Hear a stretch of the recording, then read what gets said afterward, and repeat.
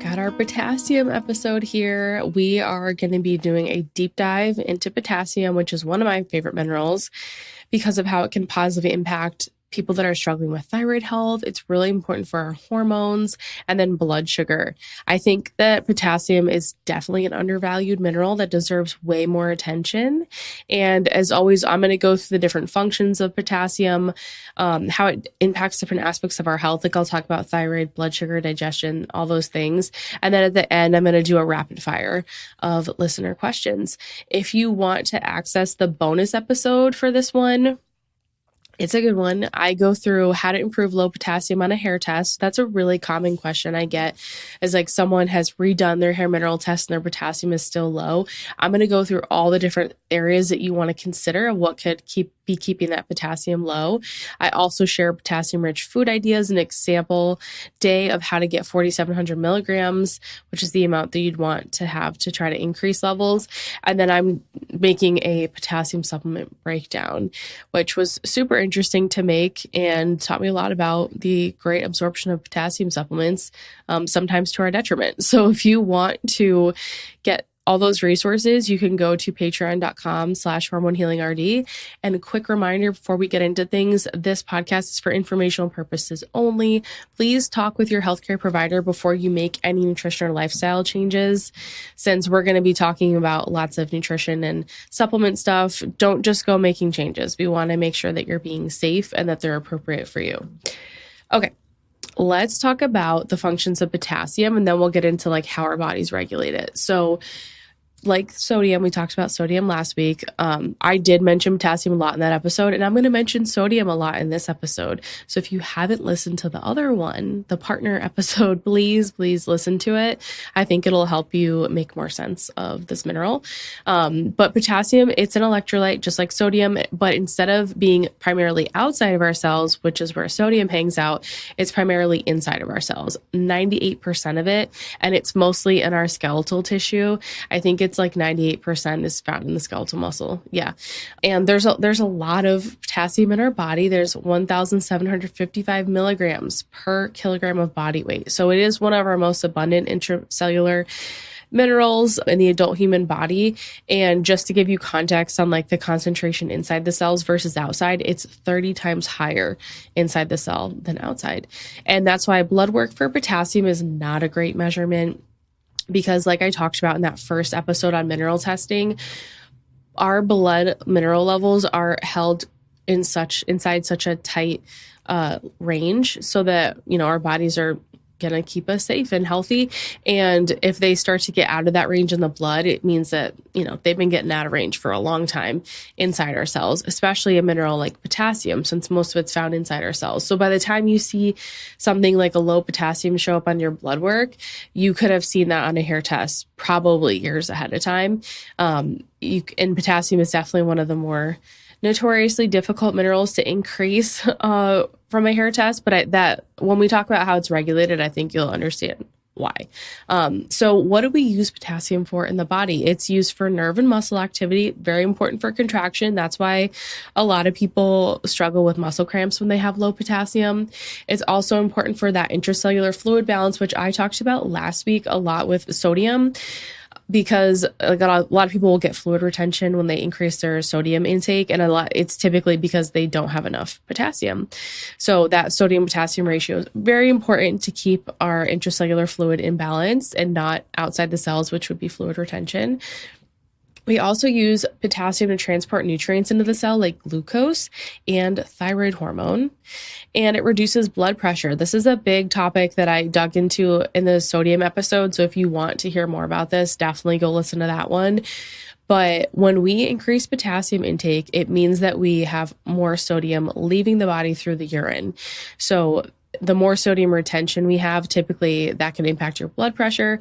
That's why increasing potassium intake reduces your blood pressure, because it helps sodium leave through the urine. Again, these two minerals work so closely together, and we want to make sure they're in balance. Potassium also reduces calcification. And I had someone asking, I put this in the bonus resources because I had someone in my Patreon asking about calcification on the kidneys. And I literally came across a study about that when I was researching for this episode. So it also reduces calcification. It's great for bone health. There's a good amount of research on how potassium can help retain calcium. It reduces how much calcium is excreted in the urine, and it can help protect against things like osteoporosis. And then blood sugar, it's huge for blood sugar balance. You heard me say it helps transport glucose inside the cell. That's huge. So it has like an insulin-like effect on our cells, and that helps us tolerate carbohydrates better. It also binds to glucose molecules so they can be stored as glycogen in the liver and muscle cells. And I think some people don't realize how important this is for blood sugar balance, because if we don't have enough glycogen stored in the liver and muscle cells, that's an extremely stressful situation for our body, because our bodies are always trying to keep our blood sugar tightly regulated to keep us alive. So potassium is very important for that. And so is thyroid hormone, but those two work very closely together. And then it's really important for digestive tract activity. I got a few questions about how potassium impacts constipation, because I can't tell you how many people have contacted me that have done my course, or clients I've worked with that have been like, wow, I increased my potassium intake and now I'm not constipated. Remember, it is important for muscle contraction. When we get higher or low levels, that the messages that are being sent to our brain can get dysregulated. And so that can lead to issues with peristalsis, or like that movement contraction of our intestines. I definitely see it mostly with low levels. So if you have improved peristalsis, improved movement of your intestines, you're going to have more regular bowel movements. When that slows down, you're going to be constipated. Potassium also helps to pull water into the digestive tract, which is important for having regular bowel movements. And then low potassium diets have been linked with intestinal permeability, or leaky gut, as many people hear it called, which that can have a whole host of effects on like our gut bacteria. If we have overgrowth, if we have things like yeast growing, pathogens, parasites, things like that. And eventually that's going to affect our ability to break down our food and that peristalsis, that movement. So if we don't get enough potassium and then we have issues with our imbalances in our gut, that can also lead to more constipation. So that's a lot, right? Potassium does a lot of things. It's really cool. And it's one of those minerals that I don't recommend supplements. I just have people get it from food. And it's like you can make a little change in it. I've had people even just 1,000, 2,000 extra milligrams a day than what they were currently taking in. And they're like, oh, I'm having a bowel movement every day. Oh, I have better energy. I'm not having like a dip in the afternoon. I feel like you get a very quick return. And if any like energetic and time investment you put into it. Okay, so those are all the functions. Let's talk about how it's regulated, because again, potassium is one of those minerals that is so important. It's definitely the one that we take in like the largest amount. I mean, if you think about, we'll talk about the RDA, but it's like thousands of milligrams, which most minerals, it's like a much lower recommendation. But when it comes to potassium, what we're taking in is typically going to be excreted unless we're deficient. So our body is going to adjust based on our current potassium status. And all this is being regulated by our kidneys. So they're going to regulate that excretion of potassium just to maintain that homeostasis. Like I said, our bodies like to keep our blood levels very tight. And so if we increase our potassium intake, we'll excrete more in our urine. If we decrease our potassium intake, we'll excrete less. And most of the potassium that we're excreting is through urine, like 90%, only like 10% is through stool. Very little is lost through sweat. And because our kidneys are the main organs regulating this mineral, I do often get a lot of questions about like, well, what if is there any issues that someone could experience, like kidney issues if they're increasing their potassium intake? I mean, I think if you're doing it through food, the risk is very low, but I think that's a listener question at the end. So I'll do like a rapid fire of like situations where people like don't want to increase potassium intake, or like why someone may have a bad reaction to increasing their potassium intake. But for most people, if you're doing it with food and you have healthy kidney function, your body's going to adjust. So don't let that kind of fear mongering scare you. I did a post on the RDAs a while back, and I talked about potassium because they like continuously lower the recommendation for that. And I just don't think it's serving our population, especially like the general population that's still eating like the standard American diet. I'm like, this is not fair for these people, because they just keep lowering their salt intake, which leads to they're going to excrete more potassium. It's just like, it's going to lead to higher and higher blood pressure is the concern. And I talk more about that in the sodium episode, but it's like a frustrating thing for me. And I don't think people prioritize potassium rich foods enough. It's mostly going to be in fruits and vegetables, beans, stuff like that, cooked greens. And then you can get some from dairy as well. And then some from like meat, salmon, but a lot of it's in like fruits and veggies. And I think most people could do with an increase in those types of foods anyway. But a lot of people push back on that post saying like, well, people could have heart issues, people could be struggling with kidneys. And I'm like, okay, but for the general population, most people are going to benefit from more potassium rich foods. If someone is supplementing with potassium, I think that's a different story because we absorb a lot of potassium from supplements. I was researching I made the potassium supplement resource for the Patreon members, and I was going through each of the common types and then how they're absorbed. I mean, potassium supplements are absorbed almost as well as the potassium from potatoes. Sometimes some forms of potassium are absorbed even better than the potassium in food. And you might hear that and think, oh, I'm going to like do a supplement instead. But I think that's when people could run into issues of overdoing potassium and potentially having problems from it. But if you're not on any medication, blood pressure meds, of course, if you take blood pressure medication and then you take a bunch of potassium, that could lead to really low blood pressure, like dangerously low, because potassium lowers our blood pressure. But if you're a healthy person and you're not taking medication, maybe you have blood pressure concerns, eating more potassium rich foods would be really helpful.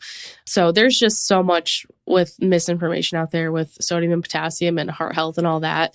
Even like kidneys, I'm like, unless you have like end stage kidney disease, your body can adjust potassium. So it's like a whole thing, but I know there's a lot of fear around it. I don't want you to fear it. I think if you focus on food, you're probably going to be okay, but just talk with your doctor to make sure.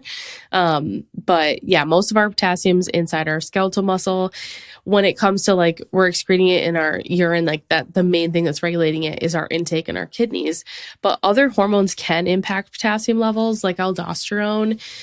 We talked about this a lot in the sodium episode. Your kidneys will eventually make this hormone aldosterone if salt intake is too low. Like if you're restricting salt because they need to retain more salt or sodium. Your body wants to retain more sodium. So if we have salt restriction, we're going to have more aldosterone, and that's going to mean more sodium and less potassium. So we're going to excrete more potassium if we're holding on to more sodium. And then same thing with stress hormones. Like if we're releasing those stress hormones, aldosterone's also going to get released, which means we're going to increase that absorption of sodium or retention of sodium. And then we're going to increase the excretion of potassium. So like stress, lowering salt in your diet, those are also going to impact how much potassium you're retaining or how much you're going to get rid of. And then finally, insulin. And we'll talk about this more when we go through blood sugar, but insulin can help keep potassium inside the cells. And this is why a lot of people that struggle with type 2 diabetes and are not utilizing insulin or insulin resistance, maybe they don't know yet, they typically can end up with very low potassium levels. But yeah, potassium consumption basically is going to help minimize sodium retention, and it can help people handle higher amounts of salt. It can lower blood pressure. The more you take in, the more you're going to excrete unless you're super deficient. And yeah, that's pretty much it for how our kidneys and our hormones are regulating potassium. Oh, and I thought this was like a very interesting note. There's a study that shows with zero potassium intake, serum potassium, so like your blood levels, can reach deficient levels from 3 to 3.5 in about a week. But if someone increased their potassium intake to like 10 to 15,000 milligrams a day, which is a lot of potassium, it barely raised their potassium blood levels because your body, as you intake more, your kidney is going to excrete more in the urine. So your body will adjust to potassium intake. I think this is a huge part of why it's so hard to improve potassium levels on a hair test. But there's also a lot more that goes into that, like stress. We talked about aldosterone and stress hormones leading to more potassium excretion. If we don't fix our stress and how we're living our lives and our habits, then we're not going to increase our potassium levels, heavy metals, and so much more. Okay, so let's go through the RDA for potassium now that we know what it does in the body, that our kidneys are regulating it. When it comes to the recommended daily allowance for potassium, there's actually not one. And I talked about this a little bit last week because obviously we have an RDA for sodium. We don't have an RDA for potassium. It's called an adequate intake instead because there isn't enough scientific data to support one. At least that's what it means when a nutrient is assigned an adequate intake instead of an RDA.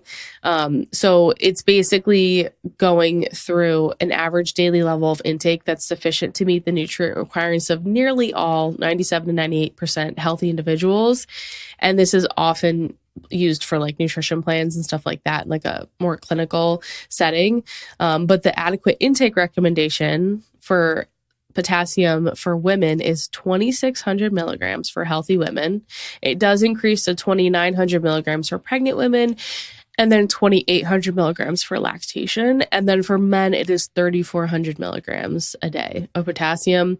The World Health Organization recommends consuming at least 3,500 milligrams per day, which I thought was interesting. It used to be 4,700 milligrams was the adequate intake recommendation.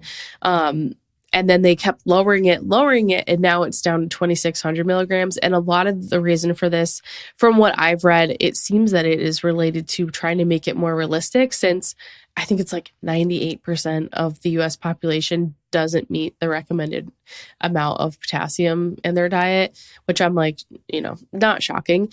And so what happens is that since the potassium intake is lower and usually the sodium intake is higher from processed foods, you're going to have a really skewed sodium potassium ratio, which can lead to things like more fluid retention, higher blood pressure, all that kind of stuff.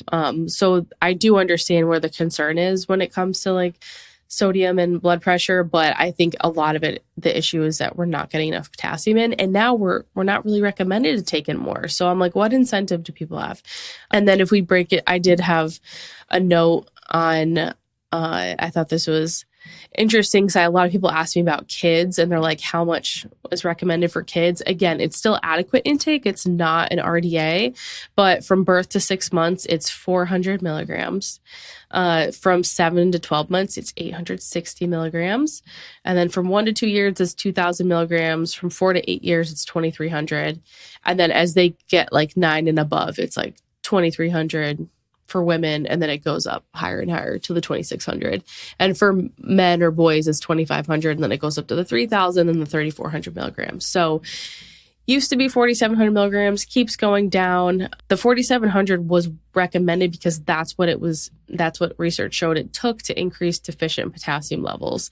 And I would say that most people probably have deficient potassium levels and could benefit from this mineral. And so even if you may not be getting close to the 2,600, but I would say, don't use that as like your cap. And while getting that adequate potassium in your diet is important, we do want to make sure the ratio of sodium potassium is good. I think, last week I talked about how a 4-to-1 ratio of potassium to sodium is optimal, but honestly, I've seen even 3-to-1 be super effective for people, and everyone is different. Right? Everyone's going to be a little different with what they do best with. But I would say most often people really benefit from increasing their potassium intake through food. And a little historical note, because I did talk about like how low sodium, the really low sodium intake that hunter-gatherers most likely had, it was like 600 to 800 milligrams a day. And their potassium intake was estimated to be much higher. It was estimated to be from 5,850 milligrams to 11,310 milligrams per day. And, it makes sense kind of depending on what they were eating, because there's even potassium in meat and seafood and stuff like that. There can be actually a lot in that. So it's in a wide range of foods. I don't think it's impossible to get a lot of potassium, but I think if you're not focusing on it, especially with carbohydrates, it can be an easy one to overlook and then miss. And then a couple interesting adequate intake recommendations for other things would be like for hypertension, the recommended intake for potassium is 3,500 milligrams per day.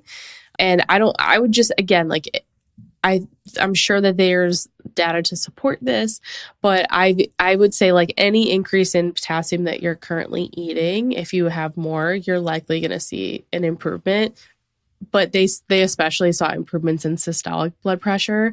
And the other thing is that the potassium can allow our cerebral arteries of the brain to carry blood at high pressure without damage. And this is important because a lot of the times we're talking about high blood pressure in this population that struggles with high blood pressure and the concerns around that. A big part of that is that they are at a higher risk of stroke, and especially if we add diabetes to that picture.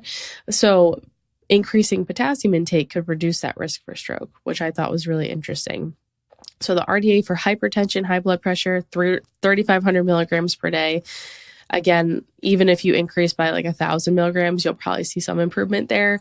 And then just knowing down the road that this also is protective against stroke, I thought was very interesting. And if anyone has like comorbidities of like diabetes, then I would say you really want to work on your potassium intake, because insulin helps keep it inside the cell. And if you don't have great insulin levels, then you probably have depleted potassium. And there are studies that I linked on that. And we'll talk about that more, the blood sugar piece.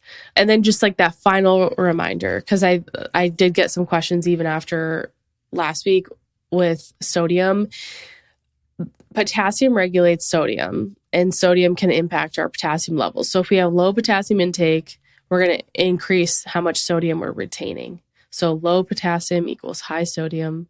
If we have adequate potassium intake, or if we increase our potassium intake, then we're going to increase how much sodium is being excreted from the body. And because we're excreting that sodium, it equals lower blood pressure. Or if someone's like salt sensitive, then it usually gets rid of any salt sensitivity issues. So potassium and sodium, very close relationship. And like I mentioned previously, like I got a question that I wanted to make sure I covered with potassium in the kidneys. And it is a concern to have like, am I going to get kidney damage? Unless you have chronic kidney failure, you're fine.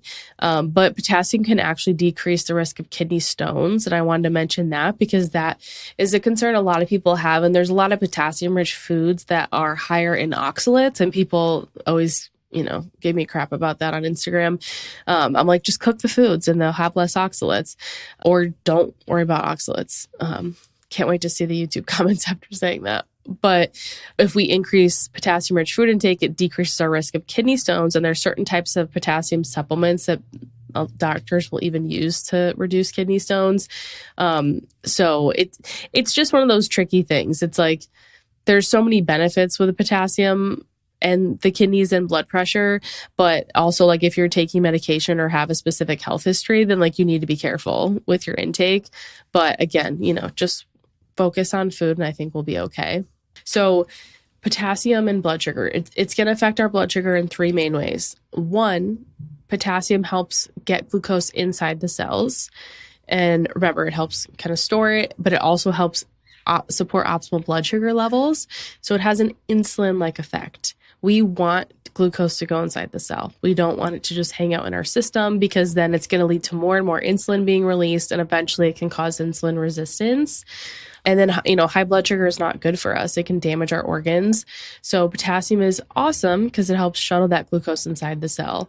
Number one. And it's interesting because a lot of potassium-rich foods, not all of them, but a lot of them are also rich in carbohydrates. And I'm like, nature is just so smart. The other way is that it is involved with that conversion of glucose. So it helps us store it. So it helps us get inside the cell. It helps us store it for future use. If we don't have enough glycogen, which is a stored form of glucose, in our liver or muscle tissue, it's very stressful, especially the liver. We also need thyroid hormone in order to store glycogen in the liver, which we'll talk about. Potassium and thyroid have a very big impact on each other. But potassium does help us store that glycogen for later use. When we don't have that fuel source, our body's going to use an alternative one. So if we say we don't have a lot of glycogen stored in our liver, then our body's going to utilize an alternative fuel source, typically made from stress hormones, because remember, your body's going to compensate. So if your glucose levels are too low, say it's between a meal, maybe you worked out, haven't eaten for a while, or you just haven't eaten that much day in general, or it's at night nighttime and you're sleeping, of course, you're not going to be eating and your blood sugar levels drop. You're going to release stress hormones, which are then going to break down some glucose from your liver to keep those levels steady. If we cannot do that, we're going to use an alternative fuel source, which is going to typically be coming from breaking down things like muscle tissue, and that's just not great. And it's just more stressful. So the more we can store in our liver, the less of a burden it's going to be on our adrenal glands because we're going to be releasing less stress hormones. So potassium is huge for shuttling glucose in the cells. It's also important for storing it for future energy needs. And then finally, it's important for carbohydrate metabolism. So if we think of how we're using carbs to make energy, that's what carbohydrate metabolism is. And it helps power an enzyme. So when I talked in the first episode about why minerals are so important, I said how they're cofactors, they're like spark plugs, and they help kick off reactions.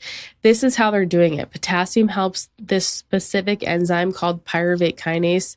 Not important, but like if you want to know, there it is. It helps get that enzyme working properly. And that's part of the final step of glycolysis. And glycolysis is just using glucose to make energy.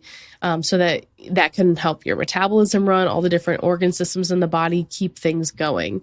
So potassium is important for shuttling, storing, and then converting glucose into ATP for energy. And if we even just look at the research around like what are some associations with potassium and blood sugar, not necessarily causation, but there is a high association with people that have a higher potassium intake. They have a much reduced risk of type 2 diabetes. And like thyroid conditions, which isn't shocking when you think about how important potassium is for keeping healthy blood sugar levels. Because that's the thing. It's not just, yes, it's important for like using glucose as energy. It's important for storing and converting, but it's also just important for maintaining healthy glucose levels. That's when we can't do that. That's when we start to release more insulin and we can become insulin resistant, or we start using alternative fuel sources and then we reach burnout and we're not sure why.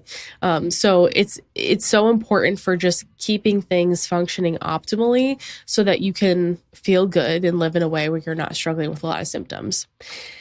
Last aspect of potassium and blood sugar I want to talk about, because I think I don't know, maybe no one's listening to this podcast that uses insulin, but I think it's really interesting either way. So there's kind of like two populations we'll talk about. One is someone that has diabetes that is not using insulin.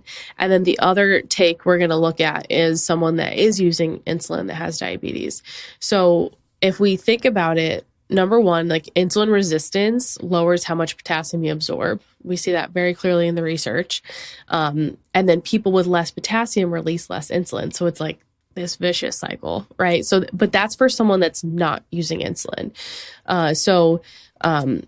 There's one study that there's a lot of other ones that have been replicated since, but they found that potassium depletion was associated with a decrease in pancreatic beta cell sensitivity to hyperglycemia or high blood sugar with a reduction in insulin release. So what this means is that they found that people that had low potassium had less their beta cells in their pancreas, which that's what releases insulin. They had less sensitivity to a high blood sugar level because normally, our bodies are constantly looking out for us. Our brain is sensing everything.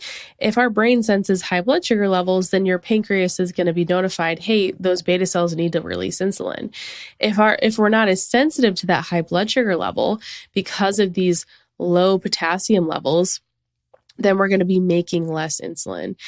Low potassium also leads to not as strong of an insulin release. So it's like this vicious cycle of people struggling with low potassium. So they have a harder time managing their blood sugar.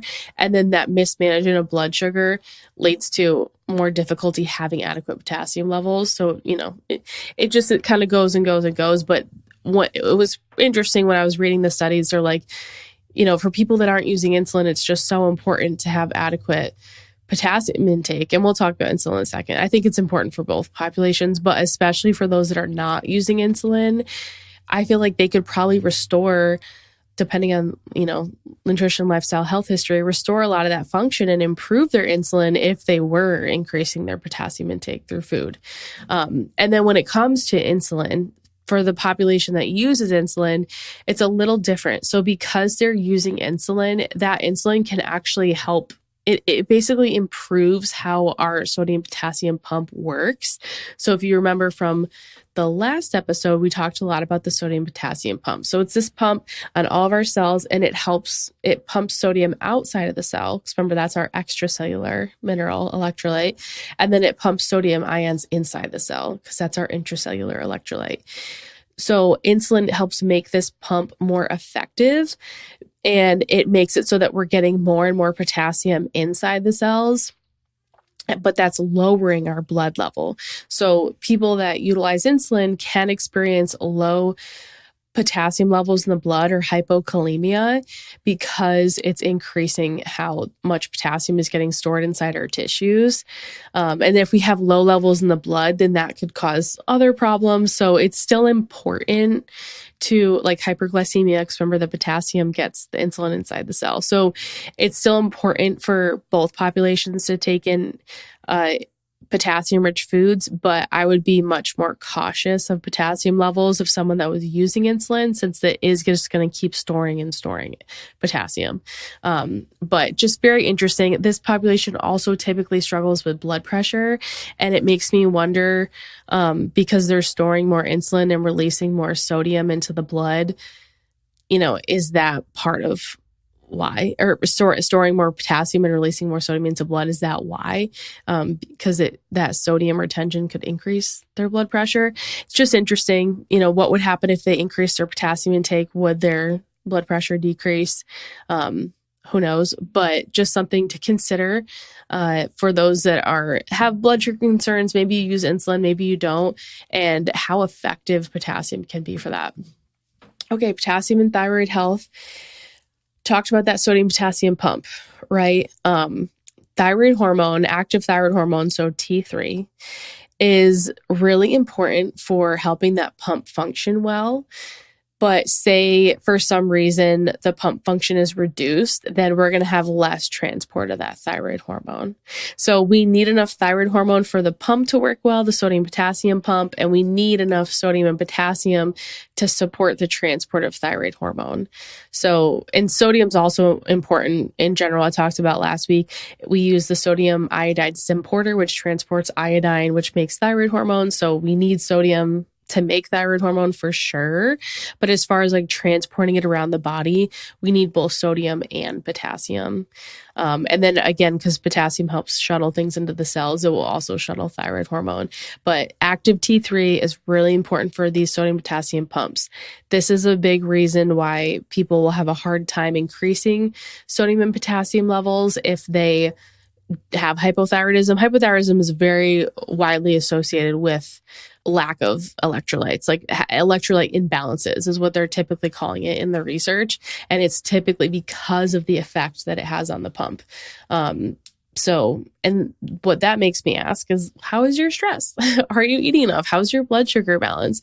I think there's so many things you can go through to optimize both, but we kind of overlook the effect that thyroid health can have on sodium potassium levels and only focus on sodium, potassium, and thyroid, but it is definitely a bidirectional relationship for sure. All right, let's talk about, I went through all the different things potassium does, talked about potassium and blood sugar, insulin, thyroid health, blood pressure, the RDAs, all that stuff. We want to get potassium mostly from food. Let's talk about what causes potassium deficiency, because that's what most people are struggling with, or even just like suboptimal potassium levels, and things, if not having adequate levels that are going to be functional and supportive of our health overall. There are quite a few pretty specific ones. I think, it's not an all-inclusive list, but this is what I look at if someone is struggling with low potassium. So number one, excessive vitamin D supplementation. That can cause potassium wasting. Same thing with magnesium. I talked about that in the magnesium episode because if we get magnesium wasting, magnesium helps keep potassium inside the cells. Then you can get potassium wasting as well. Lack of zinc is a big one because that will reduce the absorption of potassium. This is often caused by magnesium, which I'm like, I don't want to confuse anyone, but minerals all work together, right? They all work together. They're synergistic. Magnesium is really important for zinc, which is also important for potassium. If we have a deficiency in magnesium, then that can lead to a deficiency in zinc, which can lead to a deficiency in potassium. A lot of times, this deficiency of magnesium or zinc or both is linked to heavy metals, because heavy metals, certain ones like mercury and aluminum especially, those will bind and replace and use up more magnesium and zinc. So heavy metals increase the burden on the body and how many minerals that we need. And then that can lead to deficiencies in other minerals as well. Excess copper is also a big one that can cause potassium loss. So if you have too much copper that's not bioavailable, so that means it's not bound into a protein called ceruloplasmin. I talk about this in my copper deep dive episode, which is really common. Like if I think what causes excess copper, it's like usually high estrogen, hormonal birth control, copper IUD, and just inflammation and stress in the body in general. Because when we have that inflammation and stress, it leads to other nutrient deficiencies. And then that means that copper doesn't get bound up to that ceruloplasmin like it's supposed to. So excess copper can cause potassium loss. Stress is a huge one, obviously. I mean, stress is hard and sometimes it can feel like frustrating because it's like, well, what does that even mean? It's not just mental, emotional. I would say like all physiological stressors as well lead to imbalances in our minerals and anything that's going to lead to a stress hormone release. And sometimes we don't even feel those things, like a low blood sugar. You might not even really notice, and then you're releasing stress hormones. Alcohol is another big one, mainly because of how it impacts other minerals. So alcohol can actually cause like excess iron, and then that can cause low copper, but it can make copper become unbound. And then that excess copper, remember, can cause potassium loss. Insulin resistance also, obviously, we just talked about that. That's going to lower the absorption of potassium. Mercury and other toxic metals, fluoride, they can all block potassium channels. So not only do they bind to other minerals, they can block potassium channels. Thiamine deficiency is a big one, and I'll talk about that one in the next section when I talk about mineral interactions, even though it's a vitamin. And then prednisone or inhalers. So I have seen this a lot in clients that are using inhalers. I mean, it doesn't mean we're going to stop using inhalers, right? But I was like, that's so interesting because like taking prednisone for too long, like a steroid, can lead to insulin resistance. So your doctor is always going to want to like taper you off a high dose or like minimize how much you're taking or how long you're taking it because it can cause insulin resistance. And I'm like, is it because it depletes potassium? Probably. But I thought that was interesting. And then calcium loss. So if you have really high calcium on a hair test, that can lead to losing those solvent minerals like sodium and potassium. And then finally, magnesium deficiency. So if we have a magnesium deficiency, it can actually lead to more potassium being excreted from the body in the urine. And there's studies that I linked that show this. But magnesium's a tricky one because if you also have low sodium and low potassium, you don't want to increase magnesium too quickly because it's going to lead to a harder time raising your sodium. Because I talked about this last week, magnesium is really important, but it does it decreases aldosterone, and aldosterone is the mineral that leads to more sodium retention. So if we increase magnesium and we have less sodium retention, yes, it'll help potassium, but it'll make it very difficult to raise sodium. And honestly, I typically see on hair mineral testing that it's hard to raise either sodium or potassium if we're supplementing with too much magnesium too quickly. So yes, we need magnesium to absorb and keep potassium inside the cell, but it is very nuanced when it comes to sodium levels as well because of how magnesium lowers aldosterone, which lowers sodium retention. So we need magnesium, but we need to be careful with it depending on other mineral levels. And the last big interaction that we're going to go through is vitamin B1 or thiamine. which is not a mineral, but I wanted to cover it because it's one I get questions about a lot. There are animal studies. I could not find any human studies, but this is something, it's like when you go through hair mineral testing and you're learning about the whole process, it is mentioned because there's vitamin and mineral interactions as well. It's mentioned for potassium. And there are animal studies that show thiamine deficiency can cause potassium wasting.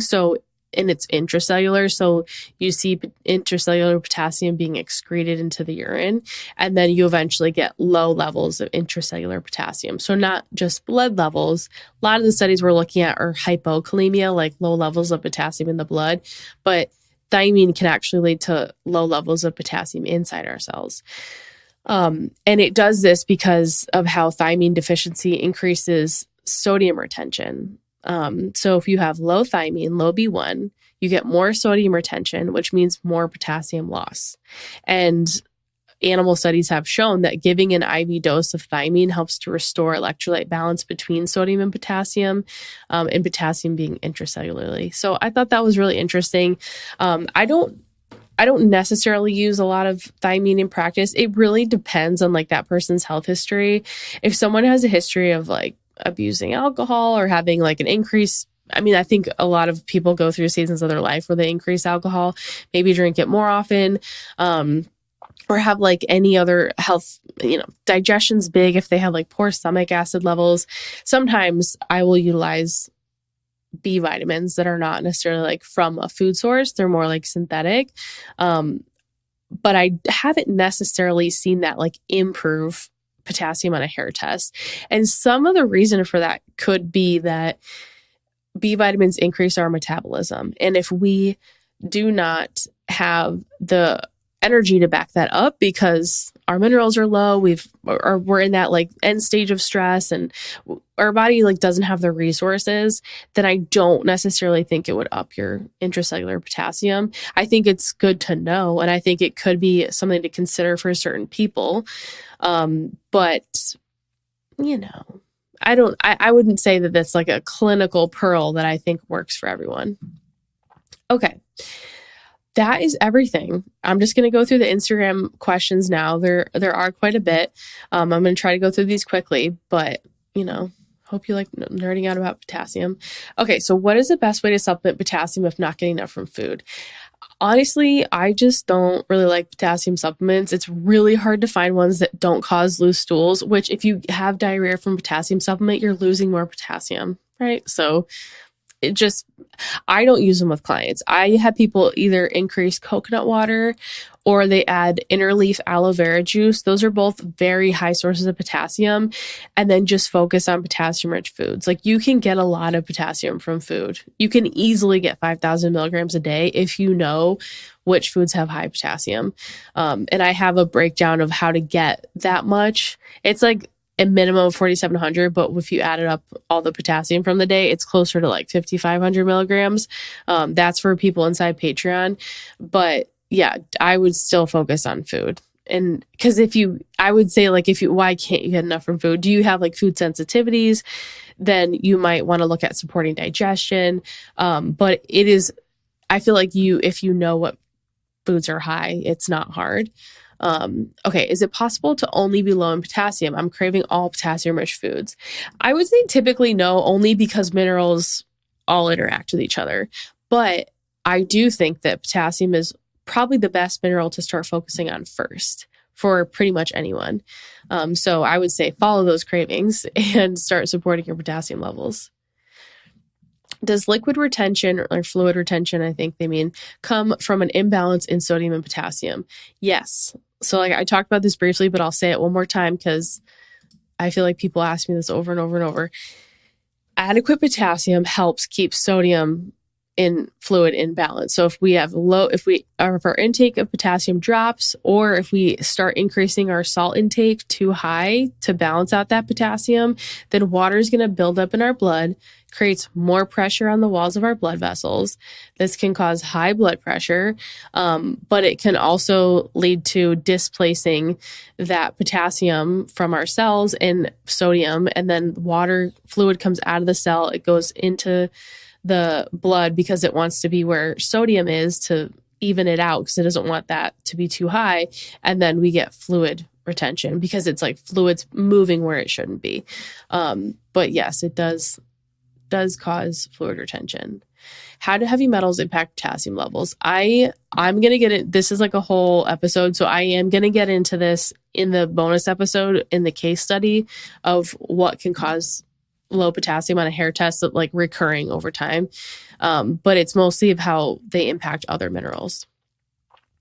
Okay, what to look for if potassium isn't improving? Stuck at 1 on a hair mineral test on repeat, consuming 5,000 milligrams daily. I would say you probably want to look at heavy metals. But join Patreon. It's so much to go through, but you'll understand with the visual because I'm going to have a test and everything up. Okay, if you have very low potassium, how do you know when you can start magnesium to support your levels? I would look at your sodium levels. Is your sodium good on your hair test? Because if so, then you could probably tolerate some magnesium and you just want to go really slow. Like start with 100 milligrams and work up very slowly. If you start to feel anxious, more stressed, all the things that are the opposite of what magnesium is supposed to do for you, then you're probably not tolerating it and going too fast. Does potassium impact estrogen and progesterone?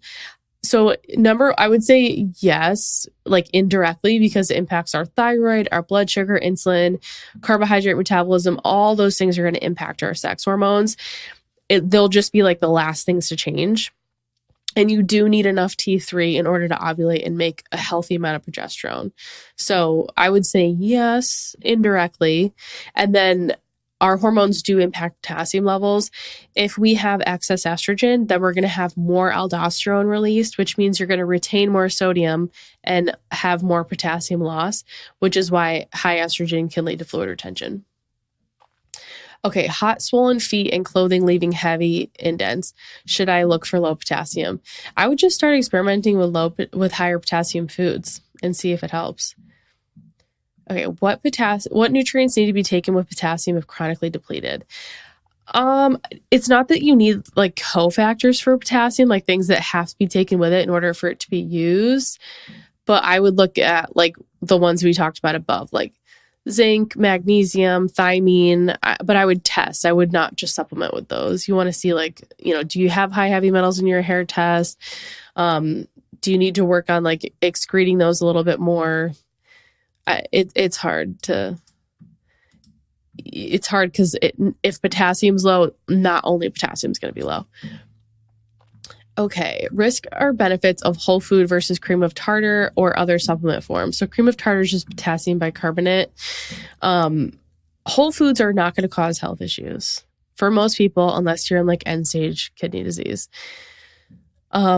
Supplements are absorbed really well and even better than some foods. So I would say like if you have healthy kidneys, there's not necessarily a health concern, but I would, potassium rich foods are also rich in other minerals. So when we start getting rid of the foods and only doing the supplements, then we're missing out on other things like calcium, for example.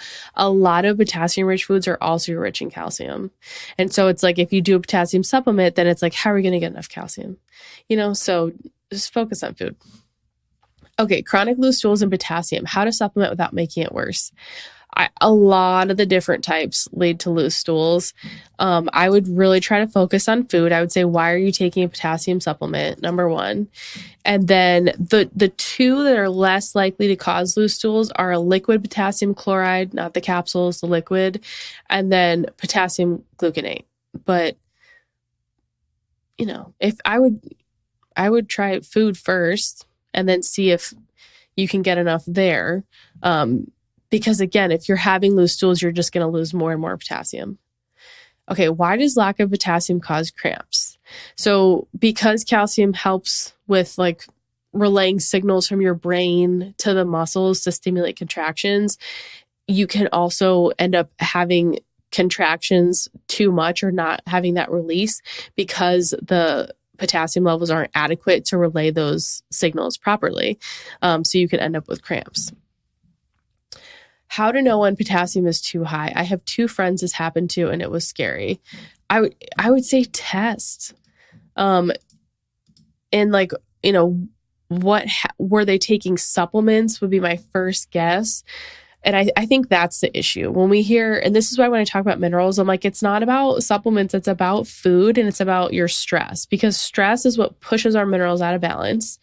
And when we focus on food, you're going to have a balance of minerals, and it's really hard to overdo minerals from food. You have to really be trying, or maybe you have some other big imbalances that like copper or something that where like you should avoid excess high copper foods. But I would say for potassium, for most people, if you're eating 4,700 milligrams, even 5,000 milligrams from food, and you don't have kidney issues, and you're not taking things like spironolactone, which is, it helps like retain more potassium, then you should be okay. But if you are taking potassium supplements, then they are absorbed really well. And if you're taking really, really high amounts, maybe you have other minerals that are out of balance. Like if you have a lot of, and then you're also stressed, like if you're losing potassium, then that could be dangerous. Like for example, like if you're having a lot of potassium loss, say like you're taking a blood pressure medication and it's leading to potassium loss, then you have a lot of potassium in the bloodstream that's also increasing from maybe like a supplement, then that's not a good combination and could be dangerous. But I'd be interested to see like what happened with your friends and like how did they get such high potassium levels? And then keep it in context to yourself. What's your health history? Okay, is there an increased need of potassium in pregnancy or postpartum? The daily recommendations are higher. Like it's only like 300 milligrams higher and 200 milligrams higher, but salt is much higher. Salt need is much higher. And I talked about this in the last episode. And if you're increasing your salt, I just think it's really important to increase your potassium too. Okay, and then the last one is a question about spironolactone. I was on it for 10 years. I had potassium blood tests every 3 months. Yay for your doctor. Her potassium was always normal, then went off spironolactone 3 years ago, and all hair mineral tests have low potassium, even as other minerals have improved. Have wondered about the lingering effects of spironolactone. So I don't know if this is related to spironolactone, because spironolactone is a potassium sparing diuretic. So it prevents your body from absorbing too much salt, and it keeps your potassium levels from getting too low. It's used to treat low blood levels of potassium. It could be pulling potassium from your tissues in order to keep your blood levels optimal.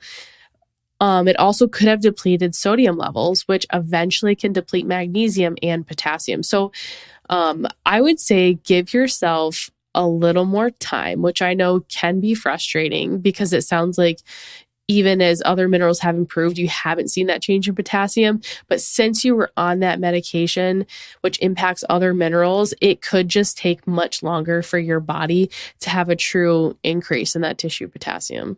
So most things I would say, like if you can give it a little more time, but just continue to be consistent. And then of course, like assess heavy metals and all that kind of stuff. We're going to talk about it in the bonus episode next, but I would say I'd just be very curious of like what the actual, I know you went off it 3 years ago, but like how long have you been eating potassium rich foods for? And maybe do you have enough magnesium? Do you need more magnesium? You know, that sort of thing. But potentially you could just need more time. Okay, that is our potassium episode. I hope this is helpful. It works very closely with sodium. That wraps up our macro minerals. So the macro minerals are calcium, magnesium, sodium, potassium. My goal was to go through those first. And then from here, the next episode's going to be all about zinc, which is going to be a really fun one. And then I'll cover iron deep dive, and selenium. And those are more like supportive minerals. They don't have like all the, sodium, potassium have such big interactions. Same thing with calcium, magnesium, but they're still super interesting. So yeah, if you guys want that bonus episode content, I'd love to see you in Patreon. The link is in the description, and I'll see you in the next episode.